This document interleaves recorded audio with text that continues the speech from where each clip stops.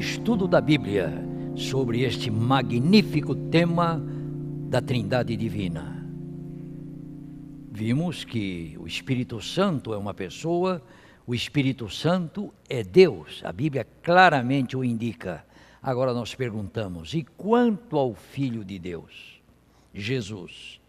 Ele é uma pessoa, é claro, ele nasceu e viveu entre nós, morreu numa cruz, ressuscitou, está hoje no céu, voltará para nos buscar. Claro que ele é uma pessoa, mas eu pergunto, ele é Deus? Bem, a Bíblia deixa mais claro ainda que Jesus, o Filho de Deus, é Deus. Lembram daquele texto que todos sabemos de cor, sem dúvida? Como é que diz lá? No princípio era o Verbo, Jesus. O Verbo estava com Deus e o Verbo era Deus. Estão vendo aí? Mas eu tenho um texto da Bíblia que às vezes não é tão apreciado assim como esse outro texto que acabamos de citar, que é o texto de João 1, verso 3. Mas há um outro texto, e sobre este eu quero gastar o momento que temos, porque realmente é um texto importantíssimo sobre a divindade de Jesus. Esse texto é 1 João capítulo 5, verso 20 e 21. Por que eu dou importância a esse texto? Porque esse texto, ele estabelece um processo de causa e efeito no que respeita à cristologia, o estudo da pessoa de Jesus, e a soteriologia, o estudo da salvação que nos vem através de Jesus. Esse texto nos diz claramente que se Jesus é menos do que Deus, Ele não pode nos salvar com o seu sacrifício. Vamos ver o texto. O que o texto diz? Olha lá. Também sabemos que o Filho de Deus é vindo e nos tem dado entendimento para reconhecermos o verdadeiro Deus, é claro.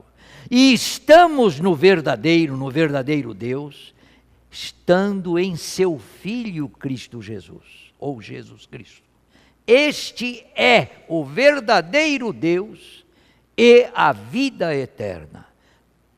E o verso seguinte diz, filhinhos, guardai-vos dos ídolos. Então João diz assim, este, falando de Jesus, é o verdadeiro Deus e a vida eterna. Neste estudo, dar-se-á particular atenção à última sentença de 1 João 5,20. A última sentença, exatamente, Jesus é o verdadeiro Deus. E então aí tentar-se-á estabelecer a conexão do verso 20 com o verso 21, filhinhos, guardai-vos dos ídolos. E agora vocês me desculpem, mas nós temos que, quando falamos desse texto, olhar um pouquinho no original grego do Novo Testamento. E ali está, olha, a fórmula original conclusiva de 1 João 5,20. Routos estin ro aletinos, theos kai zoe aionios. Literalmente significa, este é o verdadeiro Deus e a vida eterna. Os eruditos, os estudiosos aí do texto de João, eles procuram aí dar a explicação do que é o routos, ou seja, o demonstrativo este, e o que realmente significa o demonstrativo nesta passagem. E há duas posições. Os que não aceitam a Trindade afirmam que o routos, quer dizer, este é o verdadeiro Deus, afirmam que o demonstrativo ali se refere ao Pai, que aparece duas vezes no verso. Ou então, que é Jesus Cristo referido imediatamente antes do demonstrativo routos, o demonstrativo este. Aqueles que rejeitam a Trindade, evidentemente, ficam com a primeira posição. Mas vamos lá. Nós entendemos que o demonstrativo se aplica a Jesus por 4 razões principais. A primeira, uma interpretação natural desta passagem requer que Jesus seja aqui o verdadeiro Deus, desde que gramaticamente este aponta para o antecedente mais próximo. Se tivesse falado aquele, aí seria lá mais distante, mas falou este, então é o mais próximo, e o mais próximo ali é Jesus. Número 2, a referência ao Pai aqui seria tautológica, ou seja, uma repetição sem sentido.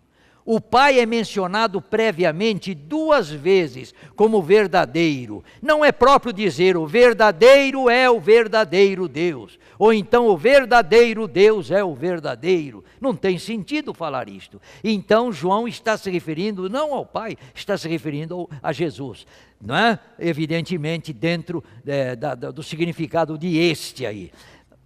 Razão número 3, embora o Pai seja chamado o único Deus verdadeiro, nós sabemos que o único com Deus tem um sentido plural, não é? Está lá em João 17, verso 3, o único Deus verdadeiro, não é de surpreender que Jesus seja aqui referido como Deus, já que nos escritos joaninos ele é explicitamente assim considerado. Eu já disse aqui, no princípio era o verbo estava com Deus, o verbo era Deus. Ademais, Jesus é apresentado como a personificação da verdade, em João 14, 6, eu sou o caminho, a verdade e a vida. É difícil entender porque ele não seria aqui designado como verdadeiro Deus. 4ª razão, o predicado identificativo de rutós, ou seja, este, é duplo, o verdadeiro Deus e a vida eterna. Esta construção corresponde melhor a Jesus do que ao Pai. Embora o Pai tenha vida em si mesmo, está lá em João 5, 26, vida é um predicado associado mais ao Filho. Estão lá as passagens, como vocês podem ver. Foi declarado uns poucos versos antes de 1 João 5, 20, que aquele que tem o Filho tem a vida, e aquele que não tem o Filho de Deus não tem a vida. Então, no prólogo da epístola, o escritor identifica Jesus como o verbo da vida, acrescentando que a vida eterna, a qual estava com o Pai, foi-nos manifestada na pessoa de Jesus, versículo 2. Jesus é assim identificado como a vida eterna, no princípio e fim da epístola, o que nos leva ao item seguinte. E se em 5:20 ele é a vida eterna, então ele é também o verdadeiro Deus. 5ª razão, a referência a Jesus aqui está mais em harmonia com a estrutura joanina da epístola. 1 João 5:20 contém a mais profunda declaração cristológica do escritor nesse documento, a qual ele tinha já enunciado em seu prólogo, não tão explicitamente. Deve-se notar que o prólogo conclui com uma referência à comunhão com o Pai e com seu Filho Jesus Cristo, a qual está implícita em 5:20. É notável o paralelo com o Evangelho, onde é óbvio que as mais importantes declarações sobre Jesus estão também colocadas no início e no fim. Isso lá em João, o Evangelho. Agora em 1 João, a mesma coisa. 6ª razão, porque este verdadeiro Deus é Jesus. Finalmente, a referência a Jesus é mais coerente com o contexto e o argumento desenvolvido em 5:20. Estamos no verdadeiro Deus através do nosso estar em Jesus Cristo. Em outras palavras, você só pode estar no verdadeiro Deus se você estiver em Jesus Cristo. Por quê? Porque Jesus Cristo é o verdadeiro Deus. Não é? Exatamente isto se torna possível porque Jesus é o verdadeiro Deus. Precisamente porque Jesus é o verdadeiro Deus, que a pessoa que está nele está igualmente no Pai. E é em virtude de sua relação com Cristo e sua comunhão com Ele, que os cristãos concretizam o seu companheirismo com Deus. Porque estamos em Cristo e permanecemos em Cristo, igualmente estamos no Pai e permanecemos no Pai. Desta forma, a plena divindade de Jesus não pode ser negada. Tão plenamente é o Pai expressado em seu Filho, que o que é afirmado do Pai pode ser afirmado do Filho. O que Deus era, o Verbo era. Então, amigos, nosso Senhor é com justiça aclamado como verdadeiro Deus, do verdadeiro Deus. Cristologia e soteriologia estão presentes em Jesus. Porque realmente Jesus, a cristologia é o estudo da pessoa de Cristo, pessoa de Jesus. E a soteriologia é a salvação. Só podemos ser salvos porque Jesus é Deus. Vamos ver lá. Assim considerado, 1 João 5,20 é um dos textos bíblicos que atestam mais claramente, definidamente, o íntimo relacionamento entre divindade de Jesus e a sua obra de salvação. Vida eterna em João corresponde à salvação em outros escritos do Novo Testamento. Tal salvação é uma experiência que naturalmente contém implicações futuras, mas pode e deve ser aqui e agora desfrutadas. Daí o emprego do tempo presente em verbos que expressam o ato de receber a salvação. Aquele que nele crê tem, não terá, tem a vida eterna. A salvação é exclusivamente um dom de Deus, e o homem a recebe através de Jesus Cristo por crer em Jesus. Quem crê no Filho tem, não terá, mas tem a vida eterna. O sentido básico do grego aionios, que quer dizer eterno, é empregado 23 vezes no Evangelho, na primeira epístola de João, é aquilo que pertence a uma era. O tempo era dividido pelos judeus em era presente e era por vir. Nós herdamos dos judeus esse conceito, falamos da era presente e da era por vir. Porque a era por vir, era considerada em termos de eternidade.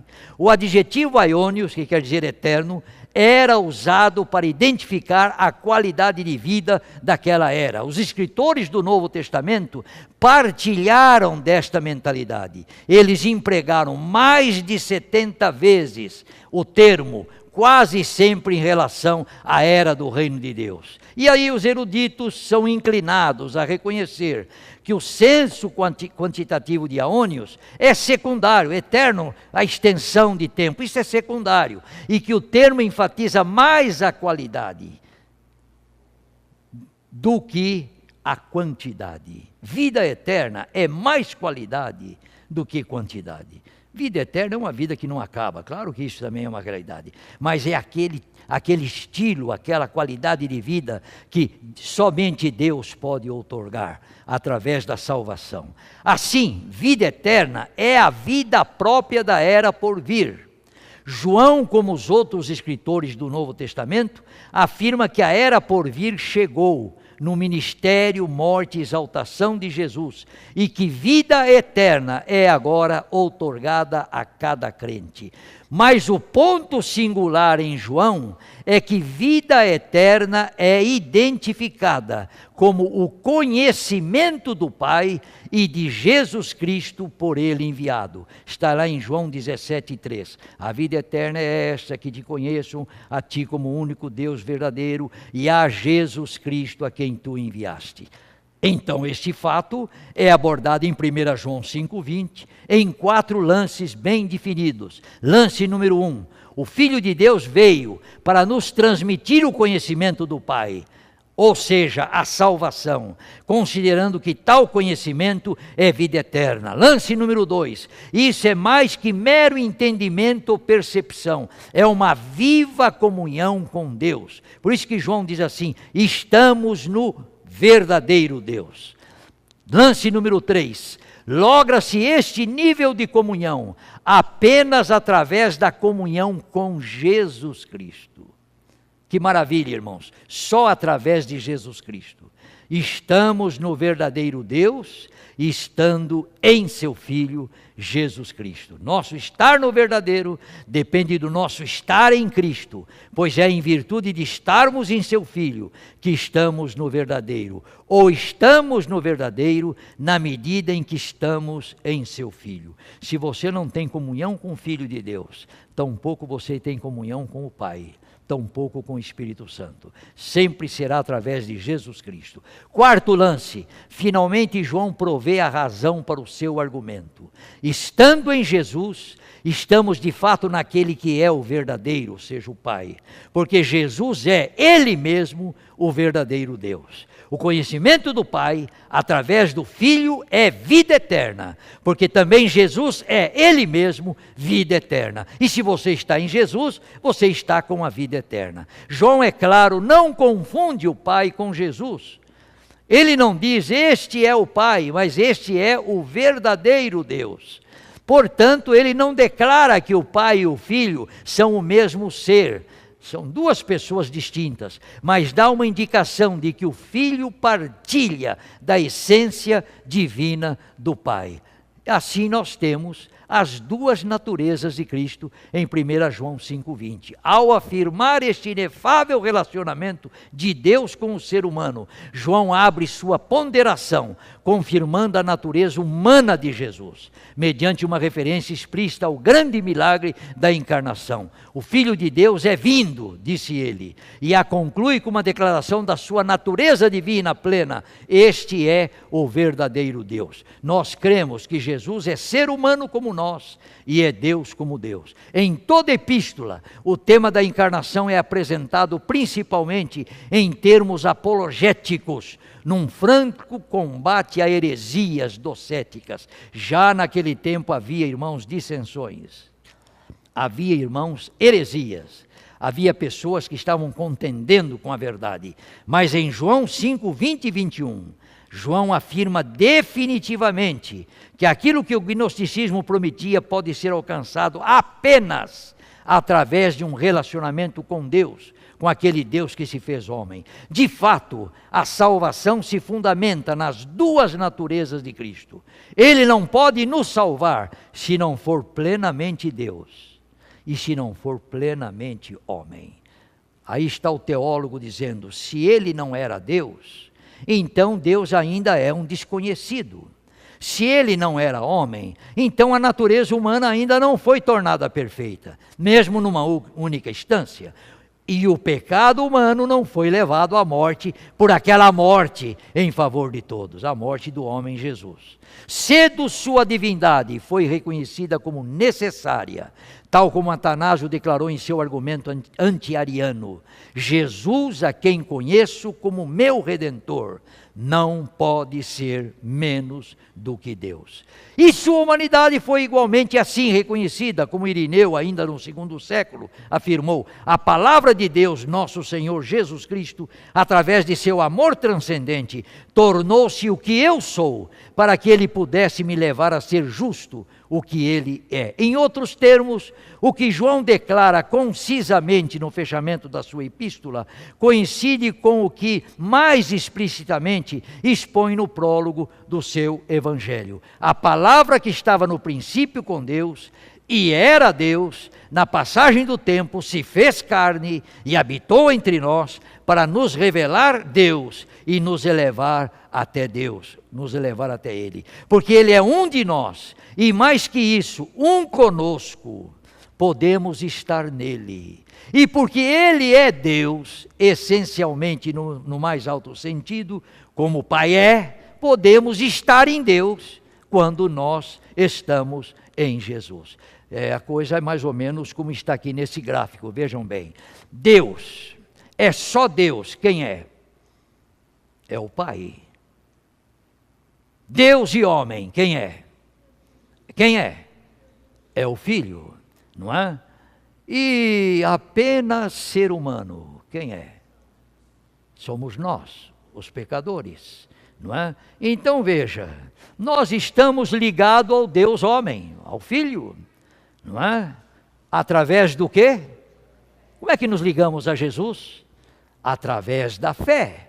E então, amigos, Jesus está ligado ao Pai, porque Ele é Deus, e Ele é o Deus verdadeiro. Através, então, da essência divina, Jesus está ligado ao Pai. Então, vocês estão vendo aqui que nós, estando ligados a Ele, Jesus, automaticamente estamos ligados a quem? Ao Pai, não é? Esse é o raciocínio do apóstolo. É um raciocínio inspirado e perfeito. Na realidade, é possível isto porque Jesus é divino, quanto o Pai. A divindade de Jesus, portanto, é o quê? A nossa garantia de vida eterna. É o que Ellen G. White diz, olha lá. A divindade de Cristo é a certeza de vida eterna para o crente. Então, com todo respeito àqueles adventistas, entre aspas, que não acreditam mais na Trindade, que não acreditam mais que o Filho de Deus seja Deus igual ao Pai, eles estão aqui num sério impasse, porque a divindade de Jesus é a nossa garantia de vida eterna. Se eles não acreditam na divindade de Jesus, eles não têm garantia de quê? De vida eterna. Com todo o respeito, mas esta é a realidade. Está lá no livro Desejado 530. Então, amigos, que Deus nos abençoe a todos, porque uma maravilha como esta, uma verdade tão clara e bonita como está na palavra de Deus, tem que ser apreciada, tem que ser crida, tem que ser recebida no coração, tem que ser vivida pela fé. E a promessa de Deus é esta: aquele que perseverar até o fim, perseverar fiel no caminho de Deus até o fim, este será salvo. Que Deus os abençoe. Amém.